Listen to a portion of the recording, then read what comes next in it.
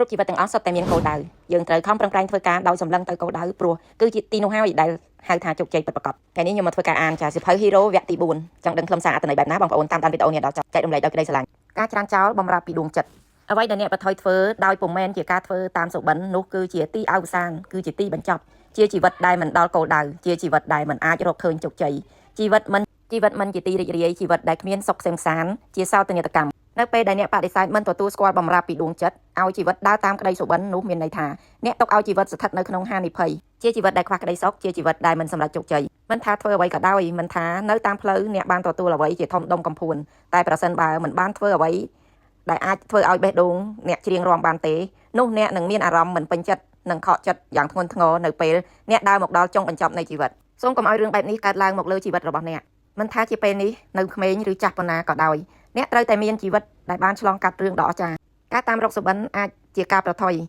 តែវាគឺមិនស្មើនឹងការប្រថុយដោយខ្លួនឯងបាត់បង់ឱកាសល្អៗសម្រាប់ជីវិតនោះដែរការមិនផ្ដល់ឱកាសដល់សុបិនរបស់ខ្លួននោះគឺជាកំហុសដ៏ធ្ងន់ធ្ងរបំផុតនៅពេលអ្នកមិនព្រមដើរតាមសុបិនឬក៏ដើរតាមអ្វីដែលជាទំនុកចិត្តរបស់ខ្លួននោះអ្នកនឹងធ្វើការអ្វីក៏ប្រៀបដូចជាជាប់ឃុំឃាំងទោះជាការងារនោះវាមានតម្លៃខ្ពស់យ៉ាងណាក៏ដោយអ្នកមានតែរូបកាយដែលគ្មានវិញ្ញាណដែលវាធ្វើឲ្យអ្នកមួម៉ងគ្មានសង្ឃឹមស្ពឹកស្រពន់ប្រើជីវិតដោយគ្មានគោលដៅអ្វីទាំងអស់ការទទួលស្គាល់បំរាប់ពីដួងចិត្តហើយសម្រេចចិត្តដើរតាមសុបិនដ៏ពិតប្រាកដវាមិនមែនជារឿងលំបាកទេការមិនទទួលស្គាល់បំរាប់ពីដួងចិត្តបែរទៅជាជំរើសដ៏លំបាកព្រោះវាជាការប្រថុយធ្វើឲ្យខ្លួនឯងជាមនុស្សមានទុក្ខហើយកំណត់ជិតាជីវិតខ្លួនឯងឲ្យឃ្លាតឆ្ងាយអំពីក្តីសុខសាន្តជីវិតដែលគ្មានអ្វីគួរជាទីត្រេកត្រអាលនិងជាជីវិតដែលគ្មានន័យនិងគ្មានគោលដៅអ្នកអាចចាប់ផ្ដើមដោយក្តីស្រឡាញ់ការងារដែលកំពុងធ្វើតែក្រោយពីនោះបន្តិចអ្នកក៏ចាប់ផ្ដើមធុញទ្រាន់នឹងការងារនោះជាសញ្ញាបង្ហាញថាការងារដែលកំពុងធ្វើនោះពុំមែនជាបំរាប់ពីដួងចិត្តដ៏ខ្លាំងបំផុតរបស់អ្នកទេអ្នកត្រូវតែទម្លុះឲ្យជ្រៅទៅក្នុងបេះដូងហើយសួរខ្លួនឯងថាមួយជីវិតកន្លងមកតើមានពេលណាខ្លះដែលអ្នកបានច្រានចោលសុបិនរបស់ខ្លួនចេញនោះបើអ្នកធ្វើអ្វីម្យ៉ាងក្នុងជីវិតដែលវាមិនអាចធ្វើឲ្យបេះដូងរបស់អ្នករីកស្រស់ស្រាយបានកិច្ចការនោះមិនបានបង្កើតភាពត្រេកត្រអាលរបស់អ្នកឲ្យកាន់តែមានថាមពលនៅក្នុងជីវិតប្រចាំថ្ងៃហើយអ្នកក៏មិនអាចបំពេញតួនាទីខ្លួននៅក្នុងនាមជាបុគ្គលជោគជ័យម្នាក់នៅលើលោកនេះបានដែរជីវិតនេះមិនវែងប៉ុន្មានទេវាមិនមែនជាការវឹកហាត់សម្ដែងតែវាជារឿងសកម្មប្រឹងប្រែងយ៉ាងពេញទំហឹងនៅក្នុងការជួបនឹងបទពិសោធន៍ផ្សេងៗជាច្រើនហើយជួបនឹង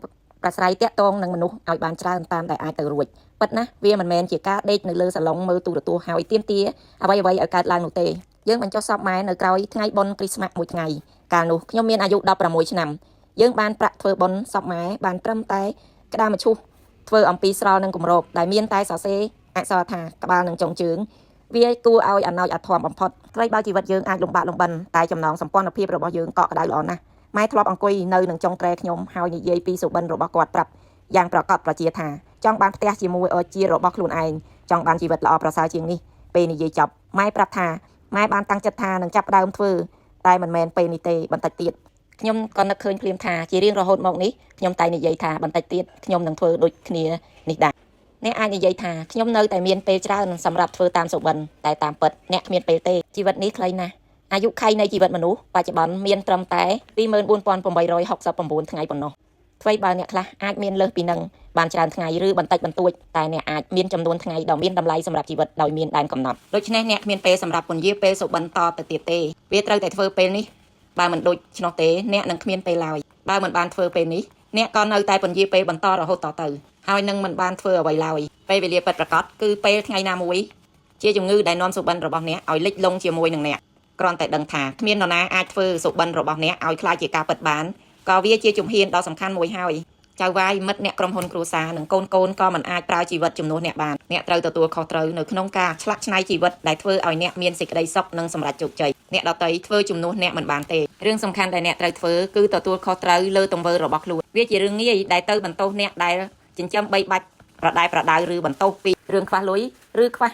នេះខ្វះនោះប៉ុន្តែបើអ្នកឈប់បន្ទោសហើយពោលថាដឹងទេគ្មាននរណាអាចទទួលខុសត្រូវលើជីវិតខ្ញុំបានល្អជាងខ្ញុំខ្លួនឯងឡើយនេះចាត់ទុកជាជំហានដ៏សំខាន់ដែលខ្ញុំដឹងថាអ្នកត្រូវតែធ្វើឲ្យចេញជាដុំកំភួនដោយខ្លួនឯងអ្នកត្រូវបដូរការតាំងចិត្តរបស់ខ្លួនត្រូវបដូរការងារដែលកំពុងធ្វើត្រូវបដូរអ្វីក៏ដោយដែលធ្វើឲ្យបំណងប្រាថ្នារបស់អ្នកសម្រេចជារូបរាងឡើងបងប្អូនអ្នកខ្លះដែលកំពុងតែមានបញ្ហាលើជាតិខ្លាញ់លើជាតិស្ករលើជាតិអាស៊ីតបងប្អូនអ្នកខ្លះដែលចង់បានសុខភាពល្អបងប្អូនឃើញវីដេអូនេះហើយជួយ share ម្នាក់មួយបងប្អូនអបអរខ្ញុំសូមណែនាំវីកាហ្វេបូករួមជាមួយនឹង V4 Extra ឬ V4 Crop ដែលចម្រាញ់ចេញពីមើមភ្នែកខ្មៅដ៏កម្រមាននីតិដ៏សំខាន់រកខោសុខភ្នែកខ្មៅគឺជួយសម្រួលដល់ប្រព័ន្ធឈាមរត់ជួយគ្រប់គ្រងជាតិស្ករជួយបញ្ចុះជាតិខ្លាញ់អាក្រក់ហើយនឹងជួយបញ្ចុះជាតិស្ករសម្រាប់បងប្អូនដែលមានជំងឺចារលាកឬក៏